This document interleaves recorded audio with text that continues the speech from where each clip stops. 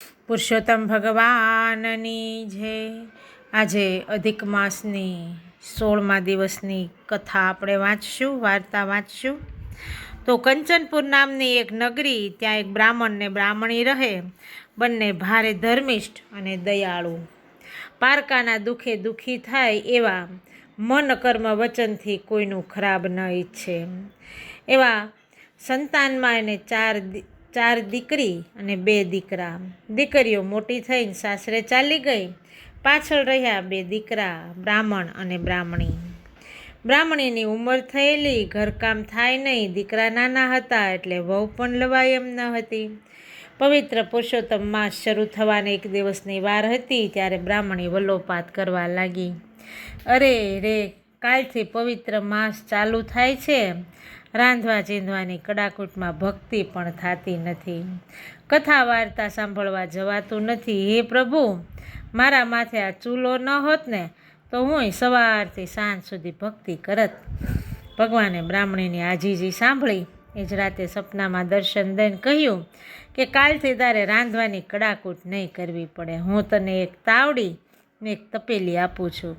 તાવડીમાં તવેથો ફેરવીશ એટલે આપમેળે રોટલા ઉતરશે, અને તપેલીમાં કડછો ફેરવીશ એટલે મન ભાવતા મેવા મીઠાઈ મળશે, પણ આ તપેલી અને તાવડી કોઈને આપતા નહીં।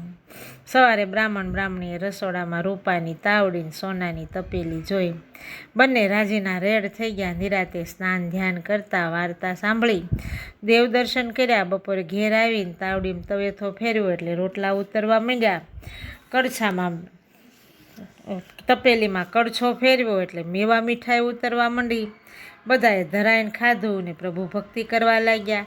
હવે તો બ્રાહ્મણી ખુશ છે, માથેથી ચૂલો ગયો, એ તો સવારથી સાંજ સુધી ભક્તિ કરવા લાગી। છોકરા વિચારે છે કે માં રાંધે છે ક્યારે, નથી ચૂલો સળગાવતી, નથી લોટ બાંધતી, વળી રોજ મેવા મીઠાઈ આવે છે ક્યાંથી। એક દિવસ છોકરાએ છુપાઈને બધું જોયું, છોકરા તો આભા બની ગયા। એમણે તો વાત પોતાના મિત્રોને જણાવી, બસ ખલાસ।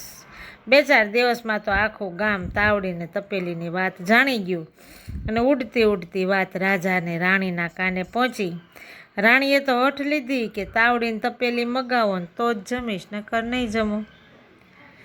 રાજાએ પ્રધાનને આદેશ દીધો કે મોં માગી કિંમત આપી અને બંને વસ્તુ લઈ આવો। પ્રધાને બ્રાહ્મણીના ઘેરે જઈ અને બંને ચીજની માગણી કરી।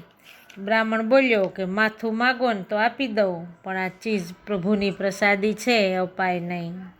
પ્રધાને જઈને રાજાને વાત કરી। રાજા રોષે ભરાયો, તરત સેનાપતિને બોલાવી અને કહ્યું કે ન માને ને તો પરાણે લઈ આવો। સેનાપતિ ઉઘાડી તલવારે ગયો બ્રાહ્મણના ઘેર। બ્રાહ્મણે એને ઘણો વાર્યો, પણ સેનાપતિ સીધો રસોડામાં તપેલીને હાથ અડાડતા જ ચોંટી ગયો, ન હલે કે ન ચલે। લાગ્યો બૂમાબૂમ કરવા, લોકો ભેગા થઈ ગયા, તમાશાને તેડું ન હોય। સિપાઈઓ દોડતા રાજા પાસે આવ્યા। રાજા વાત સાંભળીને ખડખડાટ હસ્યો, આ તો કહેતા ભી દીવાના ને સુનતા ભી દીવાના। રાજાએ તો અભિમાનથી છાતી ફૂલાવતો આવ્યો બ્રાહ્મણના ઘેર, તપેલીને અડ્યો ત્યાં એ પણ ચોંટી ગયો। આ બધું જોઈ રાણી સમજી ગઈ અને હાથ જોડી અને બ્રાહ્મણ બ્રાહ્મણીની માફી માગવા લાગી। બ્રાહ્મણ બ્રાહ્મણી બિચારા શું કરે, એ તો પ્રભુને યાદ કરવા માંડ્યા। એ વખતે આકાશવાણી થઈ કે રાજન, તે રાજા થઈ અને પ્રજાની ચીજ પર દાનત બગાડી છે, એની આ સજા છે। આમાંથી છૂટવું હોય તો અત્યારે જ મારા ભક્તને સહસ્ત્ર સોનામોર દાનમાં આપી દે। રાણીએ તરત સોનામોર મગાવી બ્રાહ્મણને દાનમાં આપી, ત્યારે રાજા અને સેનાપતિ મુક્ત થયા। સર્વત્ર પુરુષોત્તમ પ્રભુનો જય જયકાર થવા લાગ્યો। પુરુષોત્તમને ભજે જે પ્રેમથી, તેના કષ્ટ દૂર થાય, પ્રારબ્ધ આડે ખસે પાંદડું, ભાગ્ય ભરપૂર થાય।